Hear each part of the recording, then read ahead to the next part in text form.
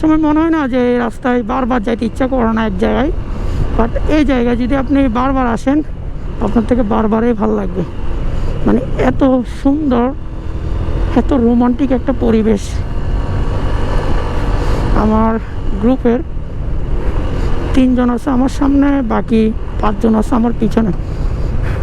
সানি যেভাবে কর্নারিং নিচ্ছে, আমার সাইড, আমার ডবল স্ট্যান্ড দুইটা একদম নেমে গেছে, না হলে আমিও নিতে পারতাম কর্নারিং, বাট রিস্ক নিতে চাচ্ছি না। ও খোদা, অসম্ভব এক পরিবেশ।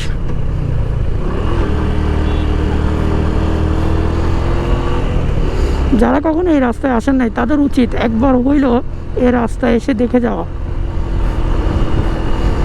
আরেকটা জিনিস মাথায় রাখবেন, এই রাস্তা যতটা সুন্দর, যতটা অমায়িক, ততটা কিন্তু ভয়ানক। আপনাকে অনেক সাবধানতার সাথে রাইড করতে হবে, কারণ অনেক সরু রাস্তা।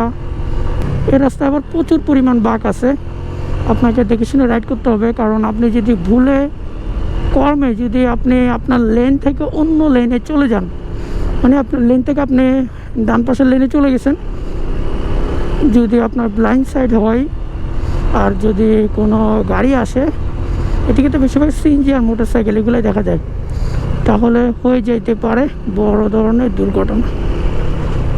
সো সবসময় কেয়ারফুলি রাইড করবেন, আর অবশ্যই এই রাস্তাটা এসে ঘুরে যাবেন।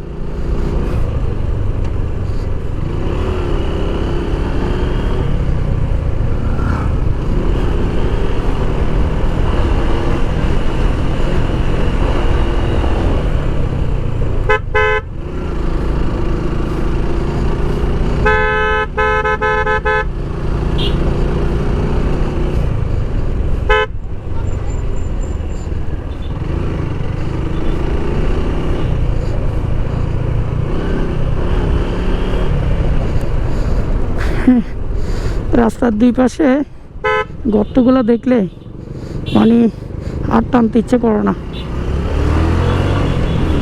চিন্তা করেন, যদি আপনি ভুলে কর্মে যদি এই দুই পাশের গর্তগুলোতে যদি একবার পড়ে যান, কি অবস্থাটা হইতে পারে আপনার। ওয়াও, 4B আবার খেলতেছে।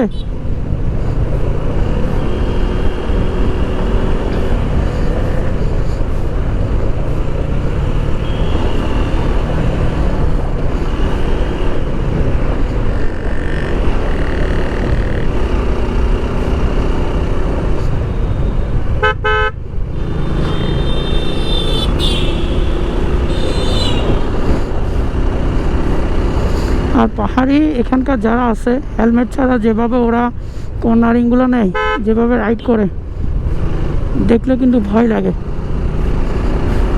বাইসেস কোনো দুর্ঘটনা হলে স্পট ডেট হয়ে যাবে। হেলমেট নেই। আজকে আমি যে অ্যাক্সিডেন্টটা করছি, আল্লাহর রহমতে হেলমেট থাকার কারণে, আল্লাহ তাআলার রহমতে, বাকিটা হেলমেট থাকার কারণে। হেলমেটটা তো একটা উসিলা, বাকিটা আল্লাহ তাআলার রহমতে। আলহামদুলিল্লাহ, আল্লাহ তাআলা আমাকে অনেক বড় বিপদ থেকে ফিরে আনছে। যে কি ভয়াবহ বাঁক এগুলা, আর আমার গাড়ির ব্যালেন্স আমি পাচ্ছি না, কীভাবে নিব। ডবল স্ট্যান্ডটাও পড়ে গেছে।